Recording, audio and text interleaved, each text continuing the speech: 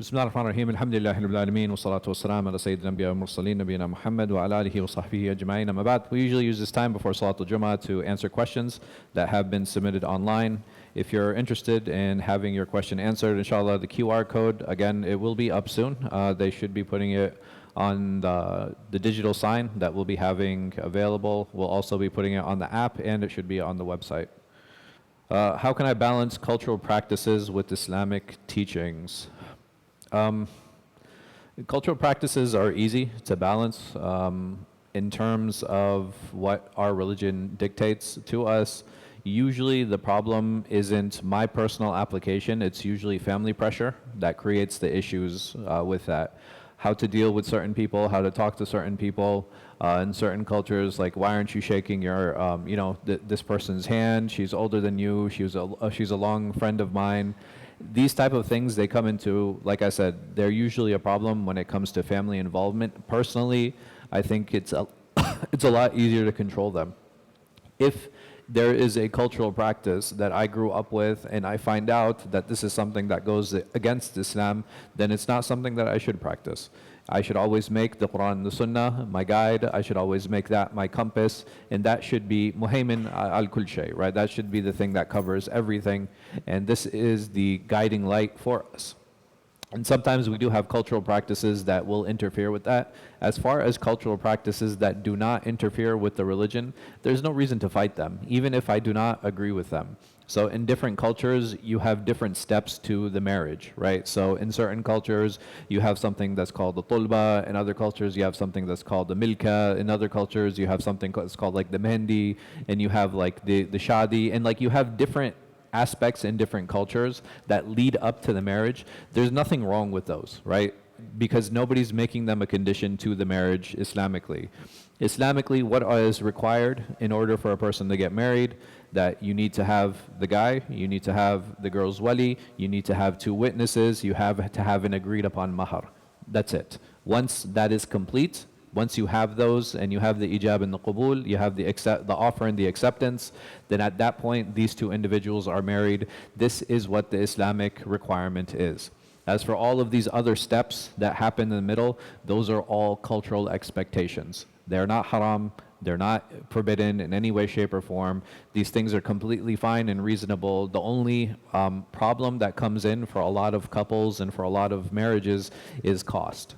These things can become very expensive very quickly, and my advice usually for couples is like, okay, listen, if you can afford it and both your families are agreeing, then do it just for their sake, right? So that you have the least resistance going into it.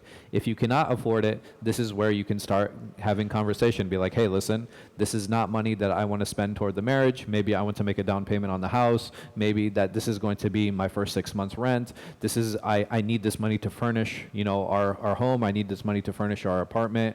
This is money I need to prepare because it's for my savings. Whatever the case might be, this is a conversation that needs to happen. Now, if the parents are like, okay, no, we're going to pay for everything, right, which also happens, you can still have a conversation with them, be like, listen, mama, baba, like, I don't want to spend that much money on the wedding. And they'll say, oh, well, we need to invite so-and-so and your uncles and your cousins, and we need like 500 people to come to this event. Sometimes we don't have control over that. And at the end of the day, it's their money.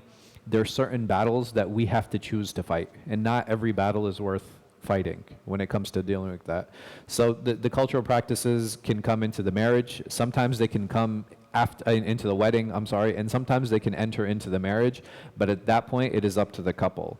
When it comes to you as a husband and wife, your parents on both sides, they have every right to advise you, but they cannot dictate how you live your life. They cannot dictate how you raise your children. They cannot dictate how you handle your problems internally. So you don't want too much involvement from the parents. And I'm not saying this because parents don't care. I myself am a father. The only reason I'm saying that is if I'm advising my son, my advice is going to lean toward who? It's going to lean toward my son. And if her mother is advising her, like your wife, Her advice is going to lean toward her. You want to try to bring in people who are not going to be biased when they are giving that advice. I've had a number of conversations, couples come in. I remember I had this couple come in one time and they were like, I was like, okay, well, you guys want to get divorced? Why do you want to get divorced? And I listened to both of them. So I listened to everything she had to say and I listened to everything he had to say. So I was like, so you guys don't actually have a problem with each other. And they were like, well, what do you mean? I said, both of you are complaining about his parents. I said, if anybody's relationship needs to be fixed, that's between him and his parents. That needs to be controlled. You guys are fine. But this is to the extent that you have involvement from families and from parents. And parents, this is my advice to you, do not get involved in your children's marriage. Don't. It is not healthy. Don't tell them on how they should solve problems. Don't tell them on how they should fix things. My job as a father is that any time my son or daughter asks me for help, what should I do? I should be available. That's it. I should be there to support them. The only question I should ask, hey, is there anything you need from me? Is there anything I can do to help? That's it. And if they ask me, khalas, at that point I can step in. I remember what happened the one time with this was before I was born, or it might have been right after I was born, because I remember my mother, she had told me the story, that my mother and my father, they were fighting. And so my mother, she left the house. She went back to Pakistan. And then a few days later, they came back with her father, right? So this is my grandfather, my maternal grandfather. He came back with his daughter, my mom, and he came into the house of my father, and he said to my father, she is not allowed to leave again.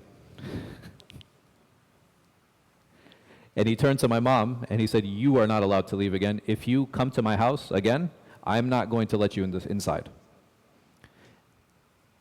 The only time we should step in as fathers with our daughters is if there's like physical abuse, right? You know, there should be no tolerance for that.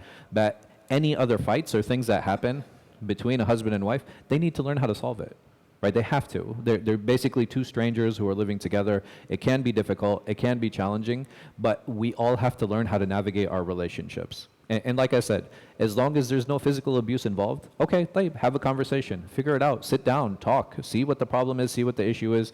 You can get other people involved. Try not to get your parents involved. And even if they bring us in, so if my son or my daughter tries to bring me in and be like, hey, you know, my wife is doing this, blah, blah, blah, my advice should be like, go talk to her. Why are you talking to me? Like, you need to go talk to your wife. And if she's like, and I'll tell him, don't involve me in your family issues.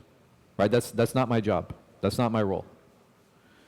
Because anytime parents get involved, it just becomes more problematic. It becomes more, and I'm telling you, I've experienced hundreds of issues in that office there. And since I've been imam here, I can show you all of the appointments that I've had and I've made. I would say in the past 2 years, I've had about 2,000 appointments in this office. Many of them, and like I said, I can show you. These are appointments people made themselves.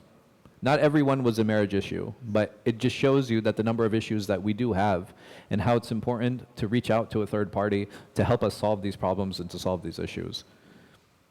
We should reach out to our parents for help and support. We shouldn't reach out to them to solve my marital problems, because most of the time it's not going to get better.